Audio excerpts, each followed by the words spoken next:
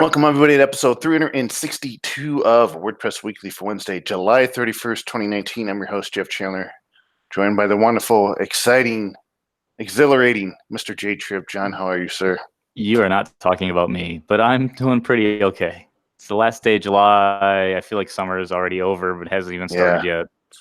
Yeah, I know. I was just looking at that the other day, realizing that this week we go into August, and it's like, oh my God, just when we're finally getting decent weather and it's dry, it's August.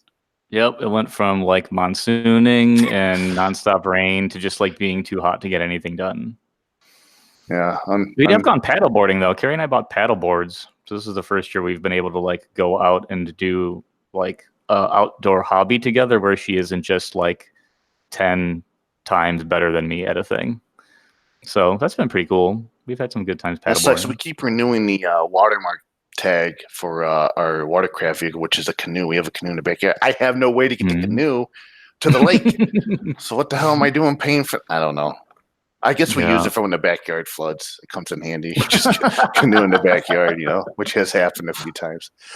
Anyways, folks, we've got a great show lined up for you today. It's been a long time in the making. In fact, I just realized that when I went to ask her to be on the show again, it's been a year since I asked her to come on the first time. So I'm very happy to have Michelle Schulp on the show today. She runs the freelancing agency, Mark Time Media, based in Minneapolis, Minnesota. She's a WordCamp speaker and loves teaching design and sharing her knowledge with the WordPress community. She's also the director of technology at AIGA Minnesota. Michelle, thank you very much for being on the show today.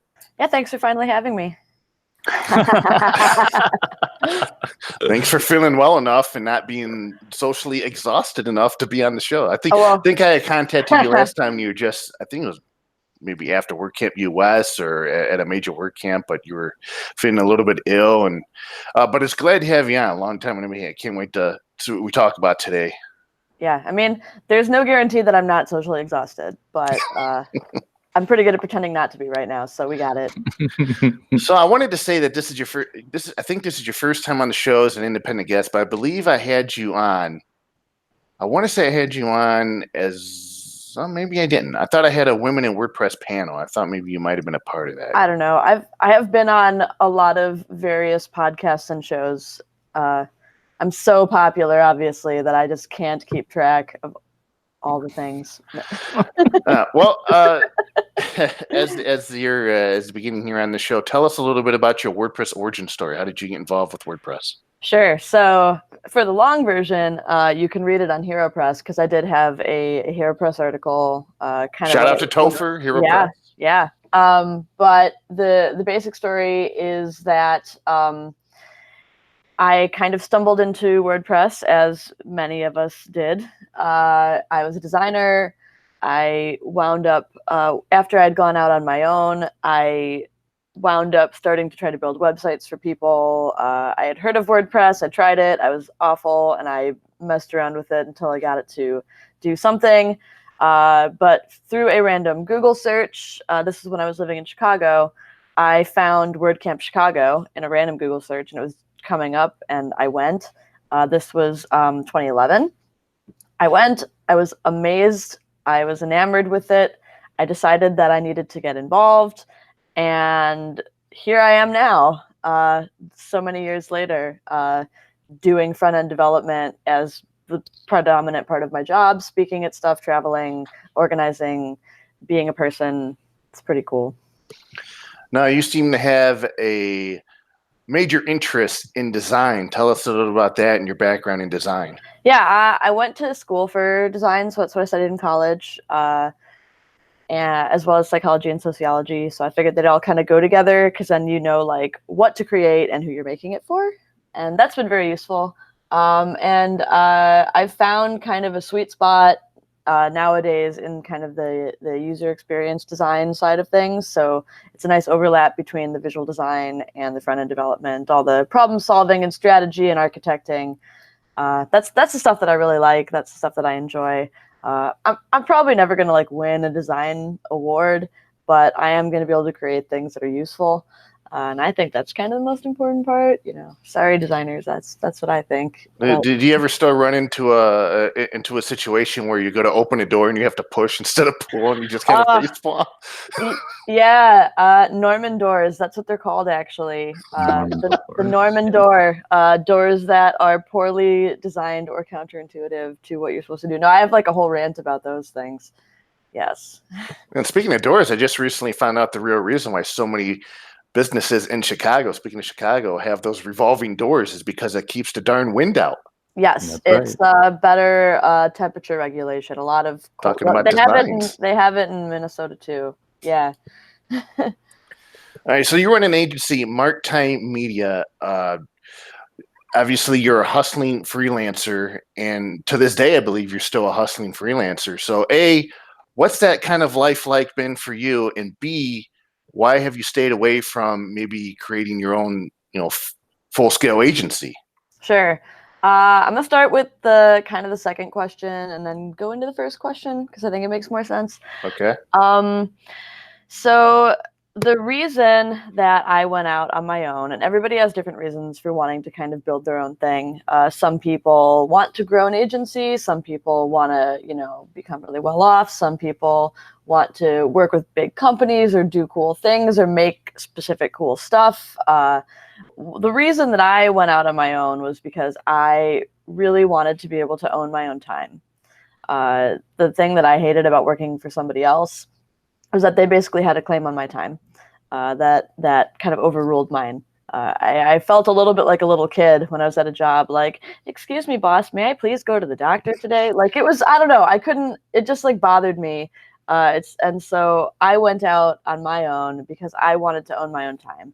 Obviously, like, as an adult person with responsibilities, like, you have deadlines, you have places you need to be. So I'm not just doing whatever I want all the time, but it's my choice.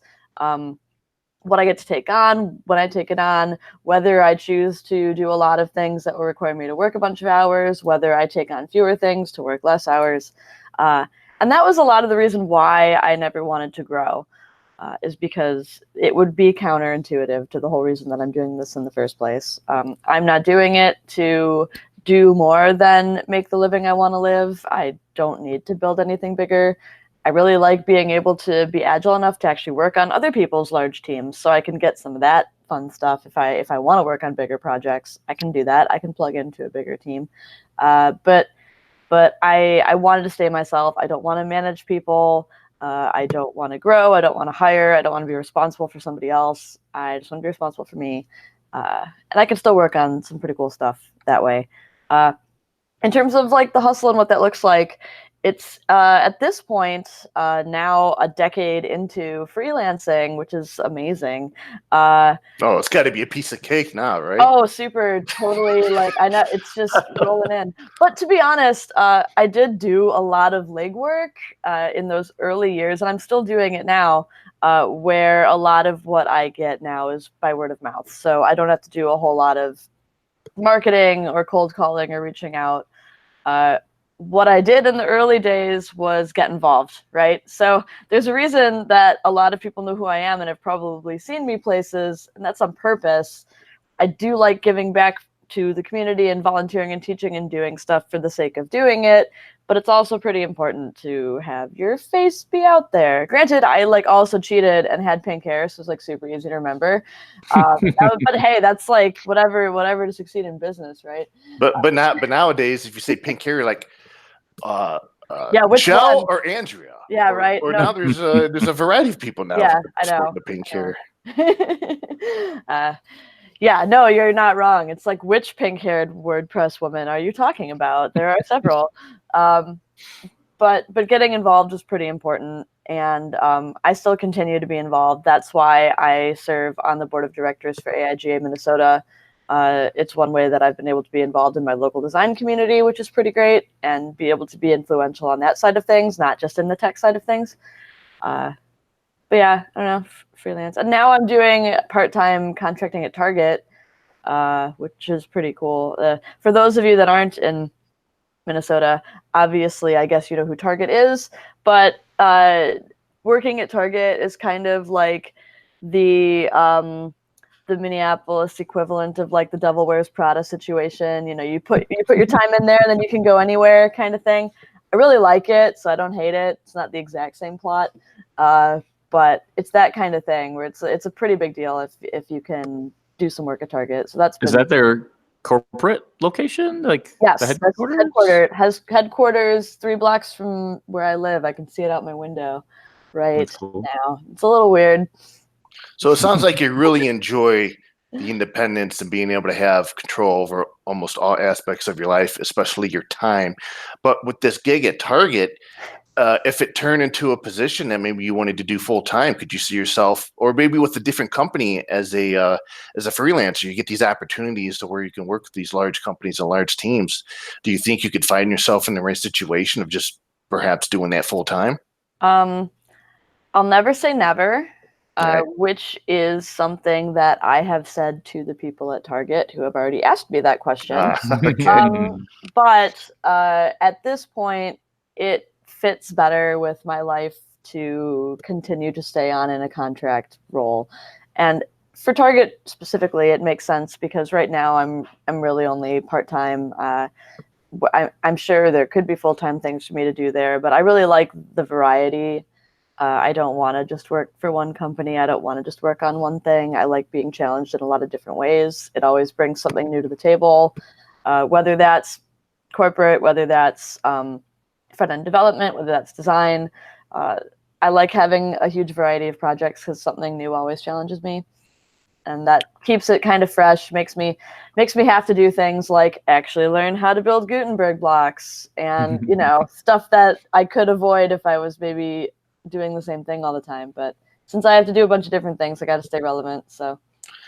Oh, wow. You know, and it's funny you bring all that stuff up because of a recent tweet I put on before the show about the people who have, you know, WordPress has been around for a number of years now. And I was kind of giving credit and kudos to those who have been in the WordPress ecosystem for about 10 years or more and have found ways to stay relevant. It's for me, I've kind of been doing the same thing now for about 10 years, writing about WordPress. And I really haven't had many opportunities as, say, people who are in freelancing or agencies to where you're routinely presented with these challenges of creating products or creating solutions and having to learn new things in order to get things done. And I think that's what that education and that learning really drives and inspires people to evolve and change over time. Meanwhile, I'm sitting over here like the old man, you know, sitting next to a highway and the highway comes through and it's like, you know, I liked how things were before. So, I mean, it's great to be in an opportunity or situation where you're constantly having to learn new things and expand your horizons. Yeah, I mean, I would say it's a challenge that a lot of freelancers kind of have is, you know, how do you balance learning new stuff with being able to do the things that pay your There's bills? so much new stuff all the Yeah. time, especially nowadays with these tooling sets and Oh, dev yeah. tools and browsers. Yeah. It's like head spinning for devs, I'd guess, these days. Oh, it is. And the only way that I've even been able to do any of it is because I am choosing to take on projects that are maybe 20 or 30% outside my wheelhouse. So I'm getting paid to kind of learn this stuff, or I plug in with different teams. That's one thing I do aside from my own work is I do work alongside other teams. Then I can learn their tooling process, their build process, like, oh, you use Gulp, cool. Or like, oh, you use this other thing, or oh, this is your Git workflow. Oh, this is your Git workflow. Oh, you don't even have a Git workflow. Like, oh, this It's just amazing how all the different people and all the teams have their own. yeah, but at least I get to touch a bunch of them, you know, I get to interact with them and kind of learn what they are. So at least, even if I'm not an expert at it, even if I have to look it up every single time, I will have interacted with many different things. So that at least keeps me a little relevant, I think. And something I've noticed here, and we've talked about it before, is I've noticed quite a few people in the WordPress community start to take back and take control of their health. Whereas maybe in the first couple of years that I've known them in the WordPress space, maybe they were overweight or they weren't getting enough sleep or they were overworking. And I've seen a lot of people transform themselves and take their health a lot more seriously. And that's something you've done. And tell us a bit and describe your fitness journey. Sure. Well, my fitness journey was not I mean, I wasn't trying to go on a fitness journey. I didn't really have like an oh crap I'm gonna die moment or anything like that. But what did happen is I saw a lot of my friends starting to have those moments, or it was several years ago. I saw some of my college friends start to maybe let themselves go. I was involved in the WordPress community. I saw people kind of starting to have their health deteriorate, and I was like, well, I'm not there yet, but like I'm kind of smart. Maybe I should just start having good habits while while it's easier, and then I'll have them so I don't have to try to fix a bunch of broken stuff. So that's kind of where that happened. But being me, I'm like a person that gets obsessed with stuff. So I'm like, well, if I'm going to do this, I'm all in. Like, this is this thing that I'm going to do. And now it like accidentally became like an entire massive hobby and side brand and thing that I'm known for. Not intentional, but beneficial for me and other people, and has led to a lot of really good conversations. So And that's something I've really enjoyed is seeing. I mean, you're very. You share a lot of details. You share about your journey, and it's I see your images and stuff, your stories all the time on Facebook. Hey, look, it's 4 a.m. and I'm working out, and I'm like, well, guess what? I'm going to bed. And that's part of my problem. And I'm one of those people in WordPress who's let themselves go within the past 5 years. And I just recently went to the doctor's office. They gave me some numbers, and the numbers for me was kind of the wake up call. And my wife's like, I'd like you to have you around for a long time. So I'm now trying to get back on the side of developing those better habits. So I end up, I could probably learn and get inspired from you. I should start waking up at 4 a.m., start doing some workouts. And then my wife was like, "Hey, we're gonna walk more." And I'm like, "Okay, maybe I should do that." But kudos to you for getting on board with that. And you've you look great, and I think you feel great. And it's just, man, sometimes we look at what you express on social media, and it's like, from 4 a.m., with the freelancing, the work, and the lifestyle, sometimes, boy, we just get a glimpse in your life. It's like, boy, you're busy. Yeah, I have been trying to move away from the word busy, though. Right. I mean, it's not wrong, but I find like the word busy kind of puts up these walls. And we also talk about busy as if it's like this thing that we're like trying to aspire to be. It's like, who can be the most exhausted and overwhelmed and anxious, like prize winning. I've been trying to say that I've cultivated a full and vibrant life. It's true. But like I chose all this stuff, right? Like I could easily, well, not easily, but I could have much less in my life. I like the things that I have in my life. There's a lot of things in my life that give me joy. There's a lot of things in my life that don't necessarily give me joy, but also pay the bills or do something else good. But I don't know. I don't like our obsession with being busy. I think that's like the next thing that the tech industry has to tackle. Like a lot of people are starting to care about their health, care about what they put into their bodies, care about, their mental health. That's like a lot of stuff that we are starting to have conversations about, which is great. I think we need to have some conversations now about the glorification of busyness. I'm super guilty of that. So I think that's the next thing. Like if I don't see your name in Slack typing something, that means you're not working. You're not busy. I think it's the opposite of that. If you're typing something in Slack, you're not working. If I'm typing something in Slack, it's probably a link to a GIF or some emoji or whatever. But speaking of the word busy, I just came across a great post by Pippin Williamson who talks about calm. And I'm a big fan of calm, and he's talking about the glorification of being busy and overworked, and how we just get distracted by all these little bits and pieces of everything is always vying for our attention, and we end up feeling drained at the end of the day. And we look at what we accomplish, and we accomplish nothing, and yet we feel like we did something. And But he recommends a great book. I might pick up that book. But yeah, we need to get more into like the calm stuff instead of coming home from work saying it was crazy today. Yeah, I am struggling right now. As a freelancer, you have to wear many hats. I like wearing many hats. I mean, not in real life. I don't like hats that much, but like I like philosophical hats. And but the downside of that is that you lose a lot of opportunities for deep focus. And deep focus is kind of that meaningful stuff where you actually feel like you accomplished something, as opposed to spending the whole day triaging stuff and replying to things and setting things up and going to meetings and thinking about this and jumping back and forth between so many different things that for me, I deal with a little bit of like anxiety issues and stuff, and having a lot of days like that where I'm constantly jumping back and forth, it just exacerbates all the background noise that's already in my head. Whereas if I get a day where I actually get, you know, a 3 or 4 hour block of deep focus where I'm like, I'm gonna just get in the zone and get lost in solving this problem. I need more of those days, to be honest, because that's the stuff that's actually, it's kind of like getting deep sleep at night, right? Like I'm constantly getting all this light level dozing off level of work, but I'm not getting like deep restorative work. If that makes I miss those times where I'd dive deep into something and then I would just start tinkering, start learning. Next thing you know, time flies by, but you know, that's where I'm learning, and it feels great. I gotta be honest; it's been a very, very long time since I felt like I've accomplished something at the end of the day.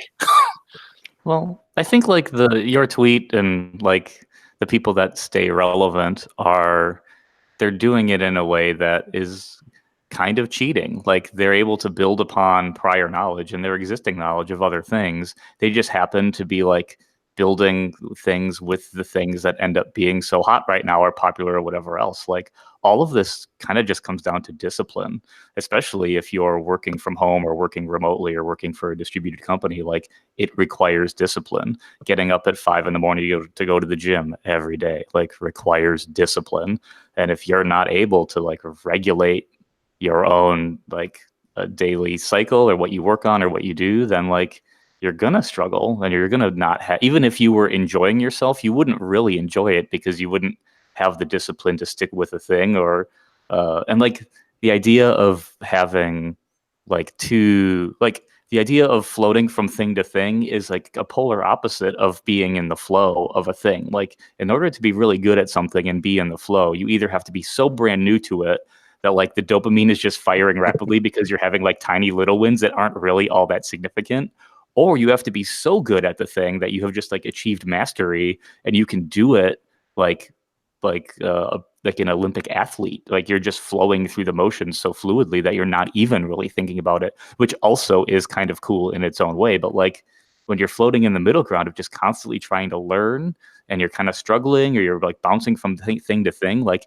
staying with that just requires discipline and like not beating yourself up. Like, you know, you can't be your own negative bully voice in the back of your own head. You got to like keep pushing yourself on and pushing forward. It's an interesting point on discipline, and I've actually been working on kind of a longer written piece it's like 2/3 of the way done, but it's about this concept of discipline and stuff. Discipline is like partly effort and work, right? Like when you think about discipline, you think about this concept of like applying yourself and working and grit and determination, right? But the other side of discipline, and the part of it that actually makes it sustainable, because you can't constantly be gritty and working and determined. Like you will run out of energy and die. Like you cannot do it. The other part of discipline is like habit and being able to have things just show up in the have things happen so much and so frequently that they're just in the background and they happen. And actually, like what you were talking about, flow and discipline, like it was interesting. And I wonder if there's some kind of like, as things turn into habits and go into the background, then they enable us to focus our mental energy on the things that we need to be looking at in front of us, instead of having to like be buzzy and thinking about 5 million things at once.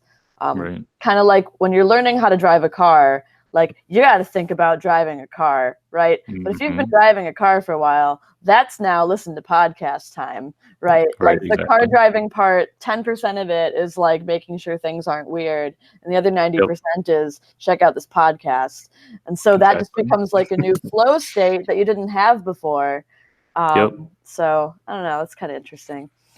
Yeah, like there's a speech somewhere that somebody gave that I'm going to poorly paraphrase, where it's like, you know, like it's the reason why it's important to make your bed in the morning is not because you care about like having a clean bed or because you care that people are going to look at your bed or any of those things. It's just literally only to like start the routine and the regimen and the flow of like, this is what you do in the morning. And the next thing you do is put on your shoes. The next thing you do is brush your teeth. The next thing you do is this. It's like the routine maintenance of life that like once you get into that and you can do that like on a daily basis, you start introducing things like those things become a flow, and you start introducing new things that are like healthy habits. And so just like recognizing that you like filter out the things that are unhealthy, or the people that are unhealthy, or this environments that are unhealthy, and you like stick with the stuff that is healthy and that works. But like that again requires discipline and attention and vigilance and like self-inflection and all these things that are pretty hard to have when you're like busy, when you're just like constantly floating around, like bouncing off of things, reacting to work. Like you kind of have to be more calm and comfortable and pay and be able to afford to pay attention to those things. Because if you can't take the time to pay attention to them, then you are going to be kind of manic and bouncing off of things and stuff. It's like it is sort of like a difficult thing to achieve. You know, it doesn't really happen until you're in the like 30s or 40s. I feel like you're like slowed down, you've learned enough, you're like sick of like trying to compete with things that don't matter, and you're like people have like filtered your way out of your life because they've like moved away, or they've got kids and you don't, or you've got kids and they don't, or like there's just all these like natural things that happen as you get older. But you know, I think when you're younger, it is harder to filter those things out because there is just so much, you know, so much pressure, and it's just a lot more difficult to do, I think. Yeah, I think you definitely can't get there until you've gotten to the point in your life where you're starting to be comfortable saying no. And really curating like what is actually important, because you only have, you know, there's like a million buckets and you've only got so many resources to put in those buckets, and so some of those are not gonna, like, I'm never gonna be good at bowling because like I don't have time to be even bad at bowling, like so like that bucket will never have anything in it. But there's a lot of other things that I wish that I could do more of that I just I've chosen these other things over here, though. Like, if I'm going to work out for an hour a day, like, that's an hour a day I can't spend on something else. And so, you know, there are other things that I am not doing because I do that. And I'm not saying everybody has to do that either. Like, please, you do not have to work out an hour a day. I just do that because I decided that I wanted to. But just don't have that be the takeaway. And so much of the jobs that we do require so much, like, there's like a baseline entry point of like all of the regular things that I think it's easy to take for granted, unfortunately, like have to exist. Like you need space, and like you need, which usually isn't just a bedroom someplace. Like you usually need like your own space, like an apartment or a house or like a coffee shop in a corner someplace. Like you have to find a place where you can be comfortable. It also requires that you have a functioning computer that you can bring with you to any of those places, which some people don't. Like, and then once you do have that, you have to have the like access to or knowledge of the software itself to make it work. There's like all these things that get built up over time, where it makes it just really impossibly difficult for any one person to compete. And so, Jeff, like when you're talking about like not being relevant or not writing or feeling like you're not getting this or that out of it, like there's nothing wrong with that either. Like if you were enjoying what you were doing, there would be nothing wrong with it. But if you're not really enjoying what you're doing, then it is time to try some wrong or try something different, and like, you know, go to like do something else that maybe you don't know if you don't enjoy, right? Like there's a lot of stuff out there, lots of opportunity. So that's why I think like what you do, Michelle, with like staying independent, running your own business, knowing what it is that you like want out of this, is like a really important first step, I think, for like a lot of people to make, even if you don't make it right, or like you make the decision and it ends up not being the right one. Like at least, you know, set out a goal for what it is that you want to out of your career or your whatever, and then try. And then if it doesn't work, then try something else. Like that's okay. Yeah, and I think even if you don't know what you want, you can usually pretty much figure out like why you want things. Like what's the purpose, right? And then you can try a lot of things with that in mind. Like that can be your goalpost. Like maybe I don't know, like I want to be good at XYZ, or I want to write things, or I want to design things. Like honestly, when I went to college, like when I applied to college, I had never even heard of graphic design as a career. I had applied under some random like sociology or something, like applied to apply. And I heard of it when I got on campus. there was like, hey, the art program has this thing called visual communications design. I'm like, what's that? And I went and I'm like, oh, you mean they literally invented a thing where you can problem solve visually and then you can get paid to do it later? What? Who even knew? I didn't know that's what I wanted, but like, because I had done a lot of art, because I had done a lot of math and science and problem solving and writing and people stuff, like it made sense that my skills applied here. And I didn't want to do front end development either. Like I was like, oh, this sounds hard. But then I was like, wait a minute.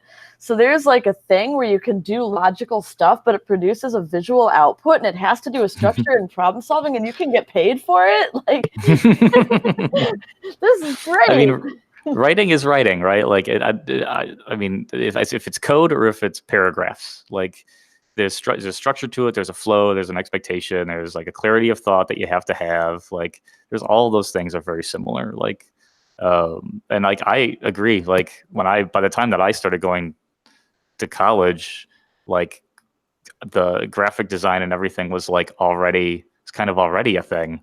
And so I was like, well, I don't want to go for that because that doesn't seem very appealing. So I went for like video game animation, architecture, and design, and then like hated it. So, it's real easy to think that you want something. And then once you learn what it is, you're like, this is not at all what I thought it was going to be, and hate it. Like, I don't know. That's it's kind of like me going into the Air Force in 2002, and within 6 months, I'm out of there. Exactly. Really? I didn't know that was a thing you did. Well, now everybody knows. Yeah, I had no idea that was a thing you did. That's pretty cool. Yeah. Well, there's like a whole show behind that. I should interview you and ask you a bunch of questions. Oh my goodness. No, please. It's a hell of a story. It's a hell of a story on how I got out. I can make a movie on it. It's not easy to get out of the military, but I did it. So I want to reel it back. So Gutenberg has been around for a while. Gutenberg is this big fundamental change, the editor in WordPress, black-based editing, black-based content. What have you seen so far in your client projects, maybe even at Target, on how folks or even you are utilizing, building, and developing around Gutenberg? And generally, what are your thoughts about this editor and it shaping or maybe even reshaping the future of WordPress? Sure. So I will say I'm not doing WordPress at Target. So I don't know what they're doing development-wise. They have a lot of stuff going on, a lot of React-based things. But in terms of my client stuff, so Gutenberg was initially, when it was still a hypothetical and still in development, it was a little bit terrifying to me because my JavaScript chops are mediocre. Like, I can write vanilla JavaScript okay, and obviously, I can write jQuery because I've used CSS before and I understand what a programming language is, so I can write jQuery. Like that is the point of jQuery. But I hadn't really worked with any kind of like other JavaScript libraries, and I was like, well, this is terrifying. When am I going to have time to learn that? Like, I got to do my job and stuff. Stuff like so recently I have done some custom Gutenberg stuff for clients using advanced custom fields thing, which was great because I was an advanced custom fields builder. Being able to do everything the same way I'm used to doing things has been amazing. My philosophical opinion on modular content has always been very pro. The concept of content not being just a box that you dump words into, but a modular and evolving system. I've always been a fan of things like Atomic Design that Brad Frost did. So when WordPress was talking about implementing something like that from a philosophical standpoint, I was like, duh, obviously this is how content works. This is great. The exact user interface that has been implemented so far is good and bad. There's good elements to it. There's very buggy elements to it. There's things that are very frustrating to me. There's things that work fine. A lot of people put a lot of work into it. So like definitely no hate on that side. If I was queen of the internet, I'd maybe do things differently, but then I'd have Who said you're not? Yeah, then I'd have to be queen of the internet. I really don't want to deal with that either. But I have done some custom stuff. It hasn't been too bad. I'm looking forward to seeing where it goes, and I haven't been involved in contributing to it, so I don't want to like complain too hard about anything that I'm not a big fan of, because like if I'm going to complain that hard, I should probably actually like contribute, because open source. So Boy, lucky for you with ACF, because yeah, Elliot Condon in ACF just really made Gutenberg development and block development a lot more accessible and easier for a lot of people, where they didn't really have to install one of those block building dev toolkits or whatever, some source building tools that they're building. There's all these steps you would have to take before you even got to the point where you could build a darn block, and ACF kind of took all of that out of the equation. Oh yeah, that was like a lifesaver.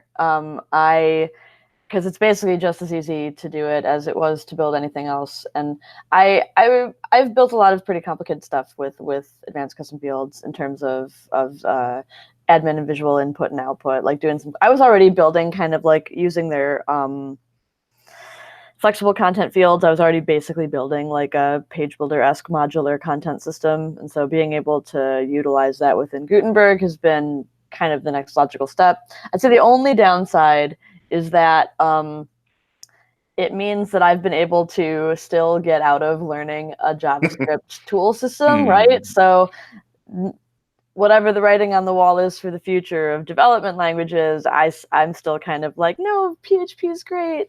It's fine.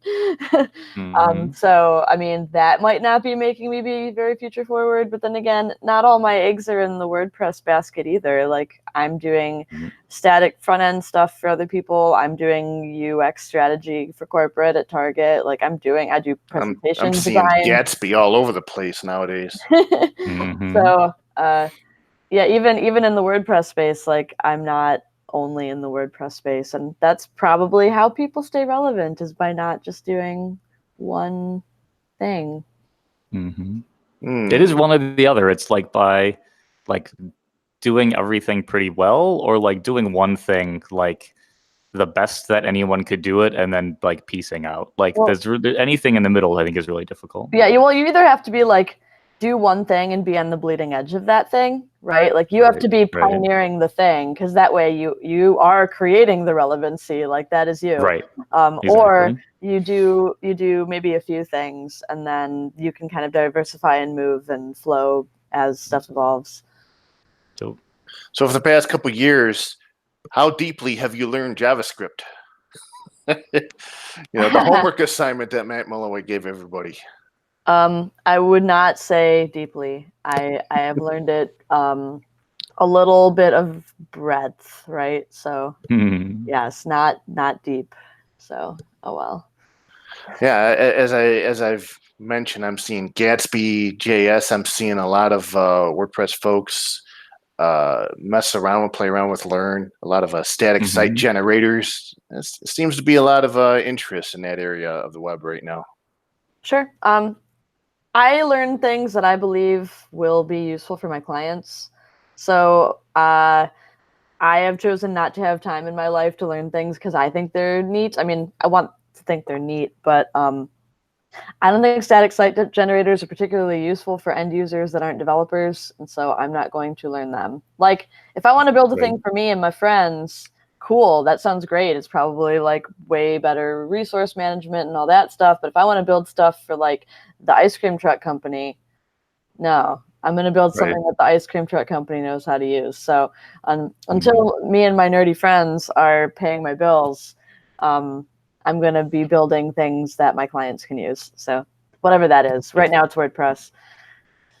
And we brought this up earlier. I want to kind of to go back on it just a little bit. But if you go on WordPress.tv, you type in Michelle Schulp, I believe you're going to see a few results on that page. How important or integral to speaking at WordCamps has it been for you and your freelance business?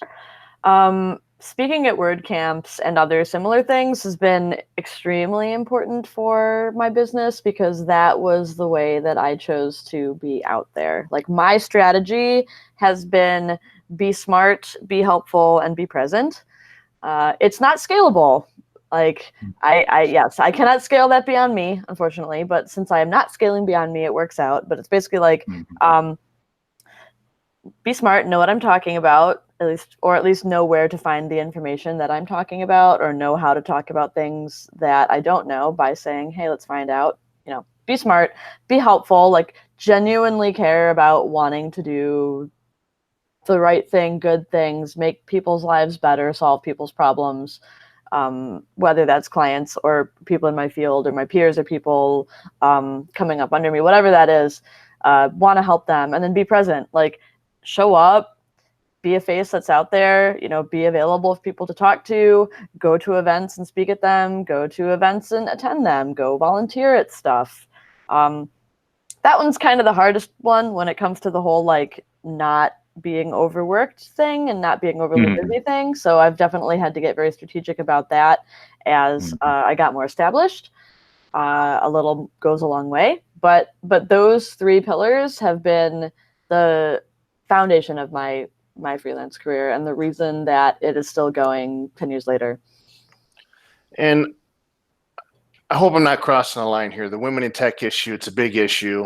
I thought maybe it might come up today. I don't really want to dive into the specifics of that issue, but if you don't mind answering this, how would you rate or describe your experience in the WordPress open source community, or maybe just the WordPress community in general, as a white female developer? Sure. Over the past 10 years. So, yeah, I mean, I'm sure the white part of it, that's pretty privilegey, so that's cool, I guess, in terms of benefits me, and probably I can't speak to anybody else's experience. Wow, I sound like that actually sound like a jerk. Wow, I don't know. I'm trying to say, like, I can't speak to not privilege in that situation because I have privilege in that situation. Right. As a person who presents as female, right? I'd say it's been mostly fine. I would say the part that's weird is the weird level of assumptions that kind of come with being a woman. And it's not that for me it's particularly been bad. I don't have like weird horror stories or anything to share, but I mean, there are the weird assumptions about what exactly your career is. There's a weird level, I mean, just in general in society, like you still have that weird level of like extra work that you are expected to put into in terms of what you look like and how you act and how you present yourself. I mean, I don't think any of it is special about the WordPress community, to be honest. And in fact, I think that there's a higher percentage of people in this community that care enough about it, that want it to be different.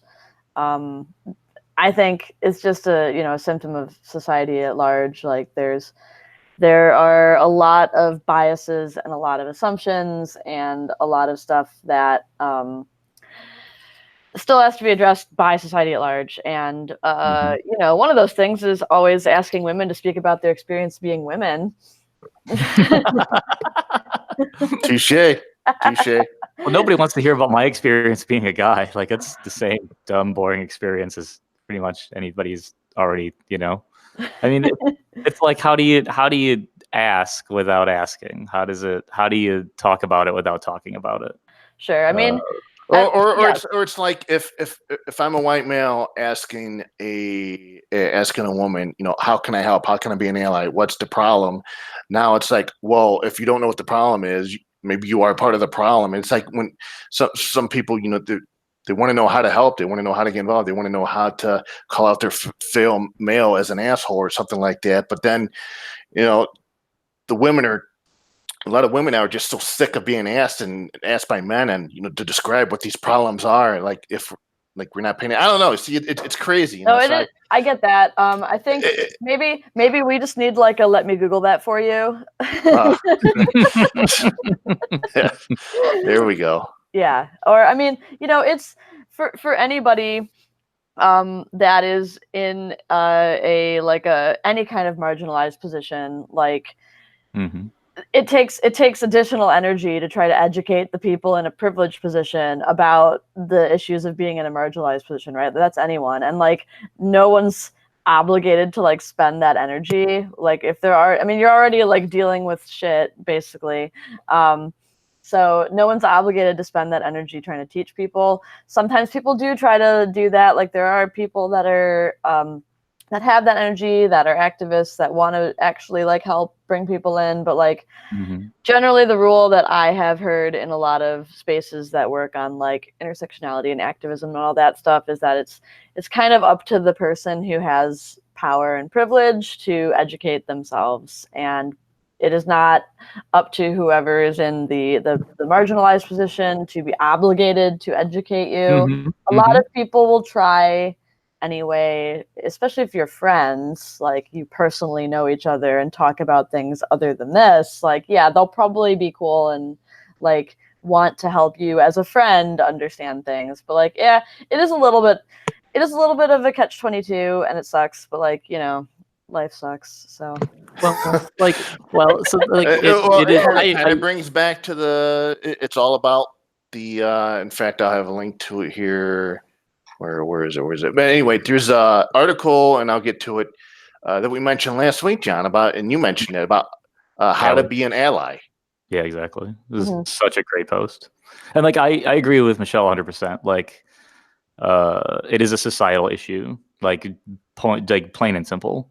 I think Jeff's question was like, what was your experience, which is not a societal issue. That is your looking for your, you know, your experience. But like, your experience, I think, sounds like better than others.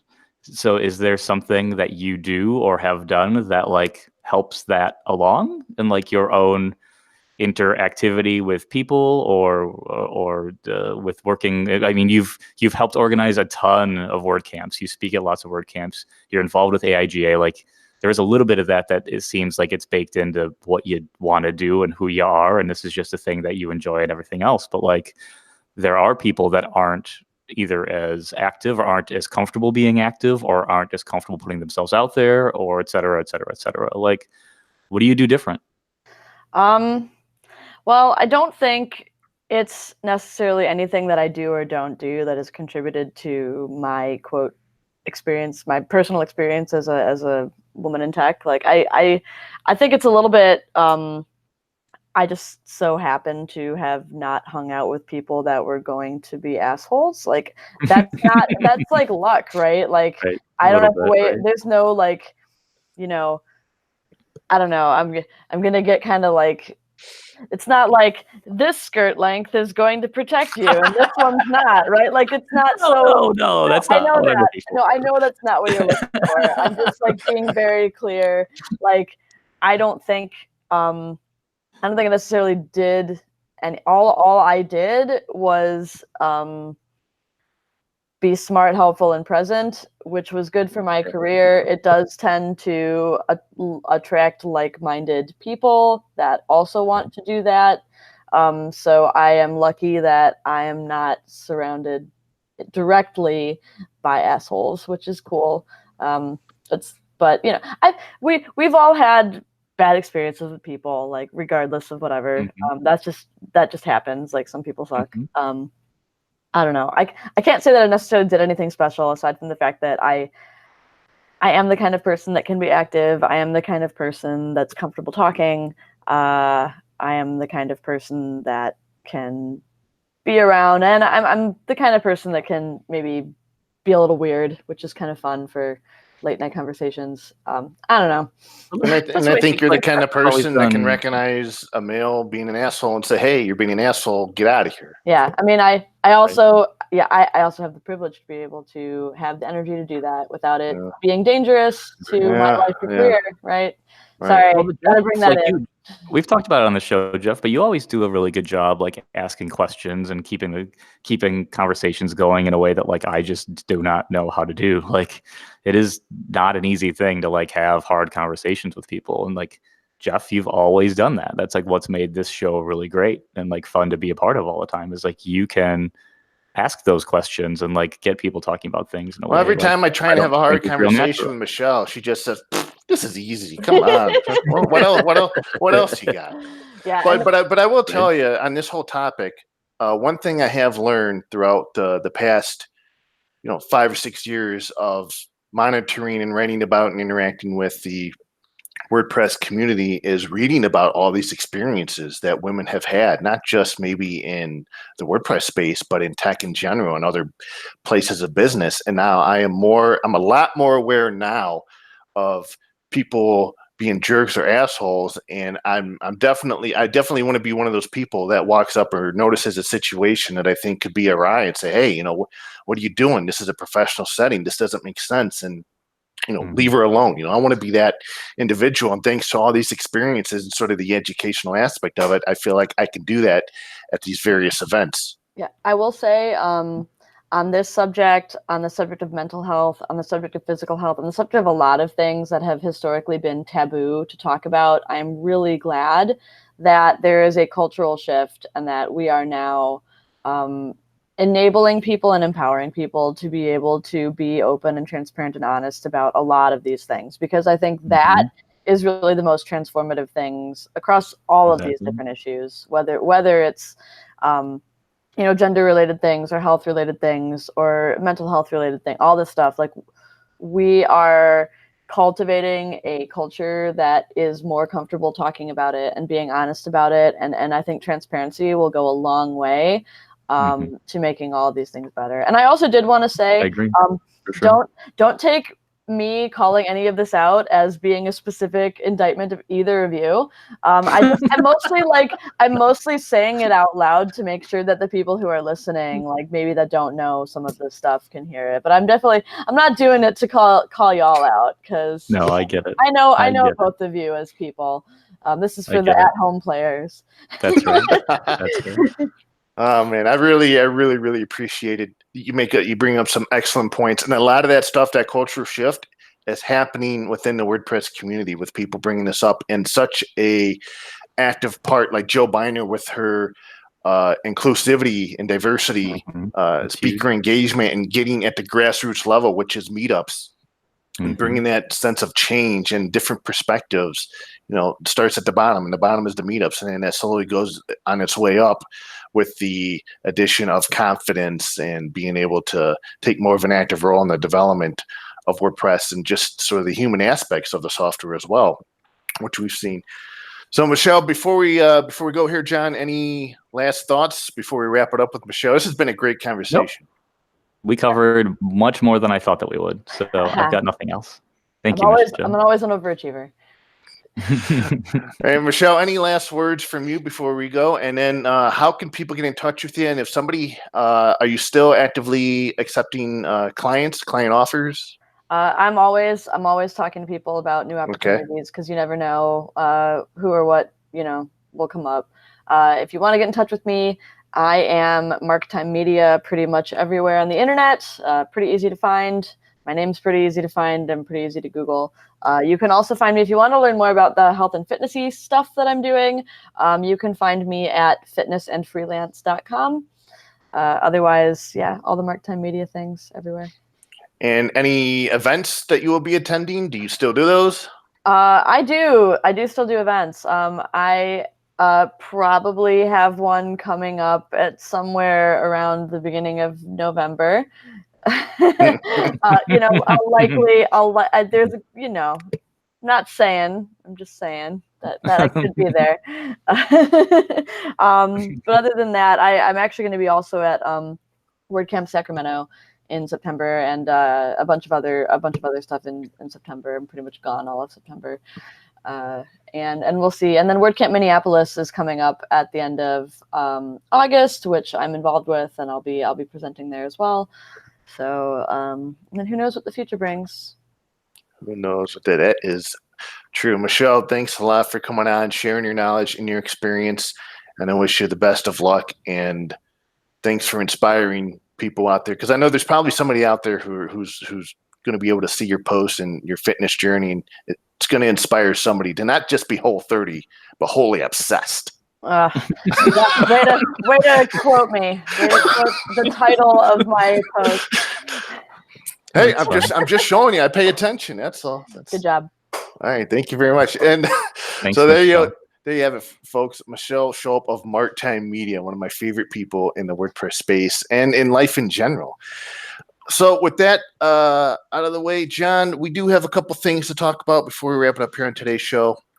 One of the things I wanted to talk about was that the WordPress security team is discussing backporting security releases to fewer versions. Now, 3.7 is the version that introduced automatic updates. So from that point forward, I think any security update has been backported to 3.7.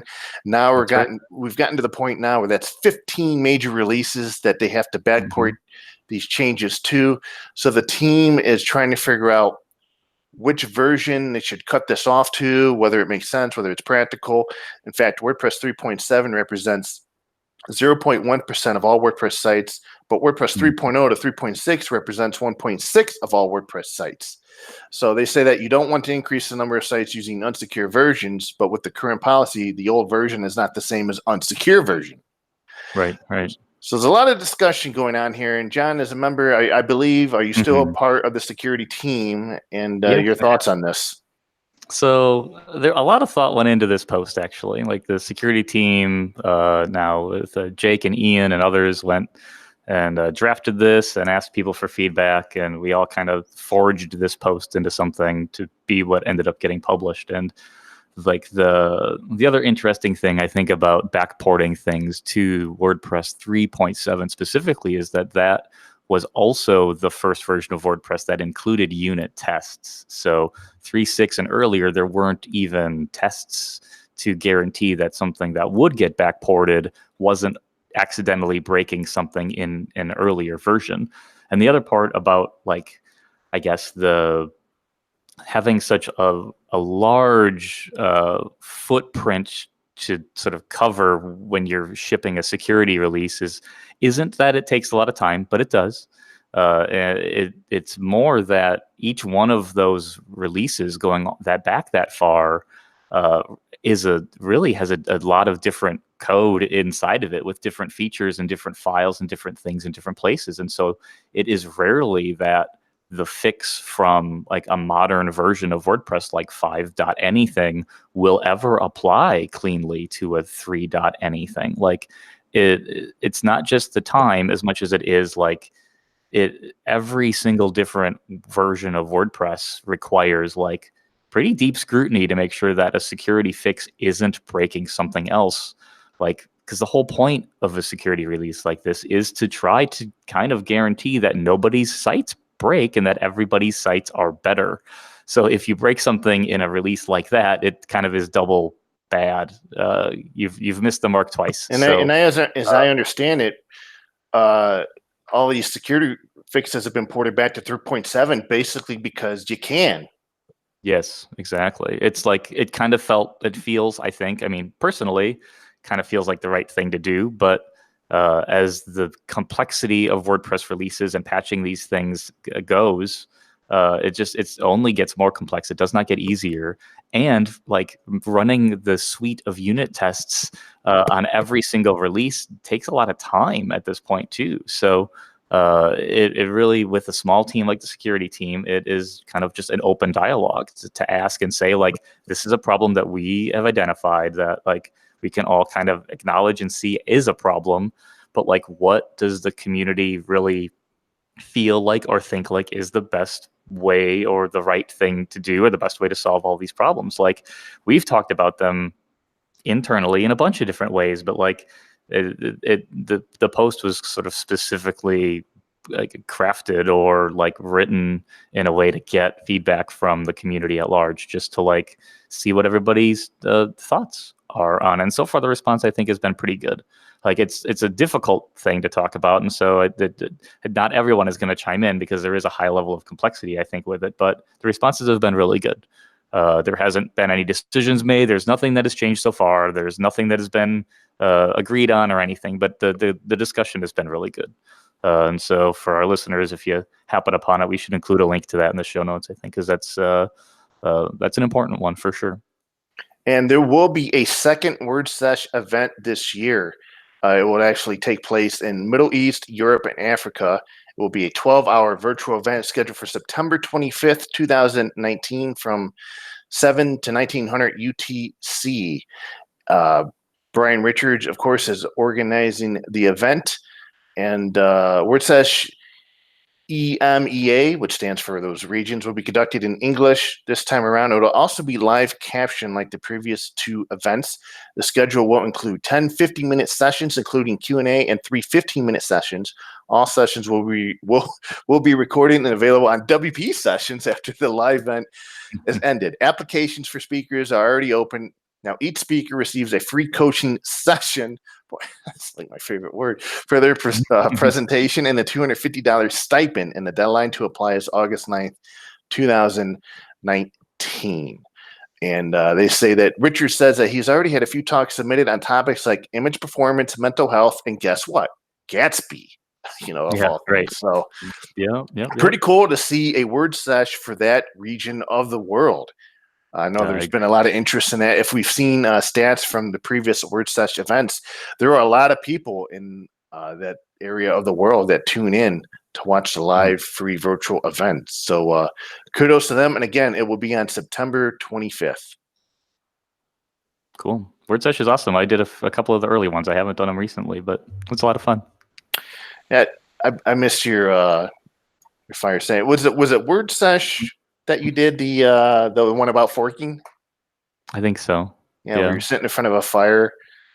Yep. And you had some nice flannel. You had some hot cocoa. Paul was sitting by your feet. You had slippers on. I don't know. You're talking about forking WordPress. I was more distracted about everything else going on around you instead of forking. Very calm environment. So that's. I have one thing before we go. Go ahead. There's a GitHub issue on the Gutenberg repo. We can link to it in the show too. 16662 add support for gradients in cover images, which I thought was an interesting issue. One, just for like the singular purpose of being able to use or make like the old Kubrick WordPress theme into Gutenberg blocks. But then I think as a design study, watching the 5 participants on this issue go back and forth on GitHub with their, it's very extensive, kind of a deep dive and a deep study into the UI that goes into gradient pickers or gradient controls and knobs and switches and everything. And so there's a bunch of comments. It's an issue that's only a few days old, but Tammy Lister opened it, and a couple other folks are involved, and lots of cool activity here. So it was something that came across my radar earlier in the week, and I wanted to share with our listeners because I think there's a lot of cool stuff in this ticket. Everything from what you'd expect to maybe some things that maybe are a little bit new and trying to experiment a little bit. Plus, looking into what other websites on the web that are like very specific to offering like gradient CSS helpers and other tools, like what they do and what they use. And like it includes lots of research and stuff. So I wanted to bring it up because I thought it was a lot of work that's happening behind the scenes that isn't done yet. One, if people are interested in it, they can go and help, right? There's always that. But 2, it's just how often do you get to see the pros work in public on something and sharing tons of screenshots and lots of feedback. And it's going really well watching this all happen, but it's neat. It may or may not happen, right? It's one of those things that is being worked on in Gutenberg right now, but wanted to bring it up. That was the only thing I've got. That's one of the few things I found fascinating about WordPress. And then we've talked about it before, but when I brought up an issue about needing a status indicator to show that something is happening instead of just a blank screen, and that ended up being like 20-30 responses of trying to figure out a status indicator. It's like, okay, I did not know that was going to go there, and the rabbit hole was this deep about a status indicator.